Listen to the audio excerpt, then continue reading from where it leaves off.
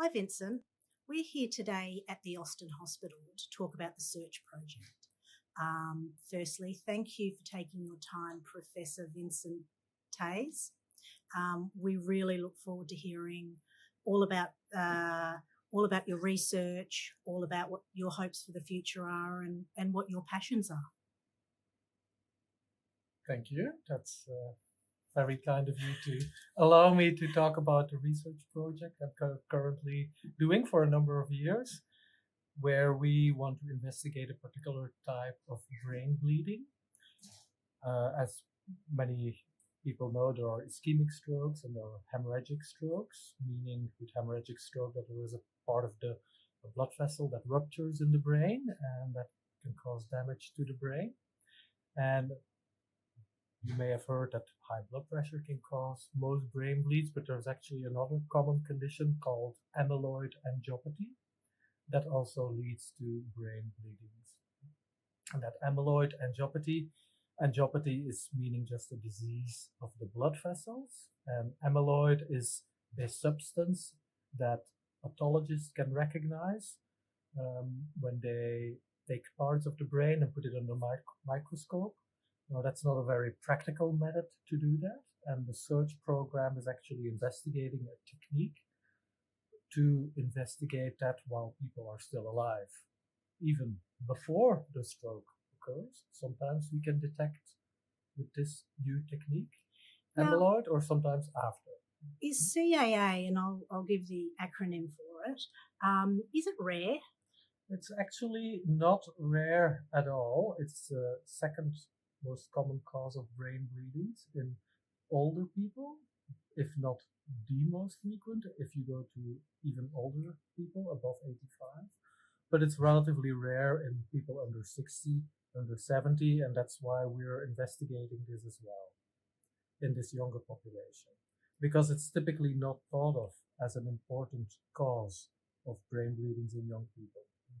So if you have a stroke at a young age, it's particularly devastating. If you then have a brain bleed, most of the time we don't know what causes the brain bleed. And amyloid could be a potential cause, but it's not typically at the forefront of the diagnostic journey. And also because we have limited tools available to investigate it, we thought that it would be worthwhile, with the help of the Stroke Foundation, to investigate this in a systematic way. How often do you see this signature with this new technique of amyloid angiopathy on a brain scan? And that can help people to have a better understanding of their diagnosis, to understand why they may have had a brain bleed, but also to predict what may happen in the future. Are they at risk of another brain bleed or not? And also help the diagnostic pathway that many people have to undergo after a brain bleed. After a brain bleed, you typically get an MRI scan or a CT scan. We image the blood vessels in the brain, and then maybe there will be a follow-up brain scan, and then maybe a year later you do another brain scan. Now we try to make this as efficient as possible. As you can see, many brain scans, it's expensive, it's difficult, and often then there is not even an answer. Now this technique may provide a new answer. And that is wonderful, because to go through all of these diagnostic moments and experiences and pathways and then come without an answer, and the devastation on a family must be huge. So we can't thank you enough for focusing on this. What led you to investigate this area? Well, as a researcher, you're always looking for what is novel and what is unanswered. The mysteries of a condition, the mysteries of a disease, and especially where can you be of assistance? What is your skill set? And so I had a background in imaging the brain, and always looking for novel techniques to investigate and have a look at inside the brain, especially while people are still alive. Now, you've been working on this, am I right, since 2019? Yes, this is a PET scan. It's not an MRI. It's we use MRIs in the diagnosis, but this is a different technique where we sort of tag the amyloid with a radioactive tracer, and we can actually see whether there's any binding to the amyloid molecule of that tracer inside the brain. And then it lights up and it can show you a picture like you see in the background. An MRI scan uses a different technique and often doesn't involve injecting something. Well, it sounds very complicated. What are some of the challenges that you've faced since you started this, that you can share with us since you've started this research? Well, we're constantly looking for more participants, so we can wrap up. We need 140 participants. We're currently at about 85, so we need more. That's because it's a relatively rare condition under 70. But actually, brain bleeds under 70, you don't need to have a suspicion of amyloid to participate in the research project. We're also looking for people who have another cause, so that may be important to know if you want to help our research. We're looking for all comers with the brain bleed. Okay, but it has to be hemorrhagic or a brain bleed, not an ischemic stroke. Okay, thank you. We'll put this out and make sure people see it. Is there any feedback from participants or from your team that you can share? I think people are often very thankful that they get an opportunity to contribute to research by being a participant.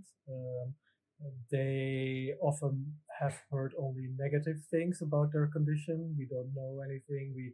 There is no good cure available. And then people are frustrated because there's little research being done, and this provides an opportunity to help grow our science on this devastating condition. And it's very vital. Thank you. If the search study is successful, what do you see as the next steps?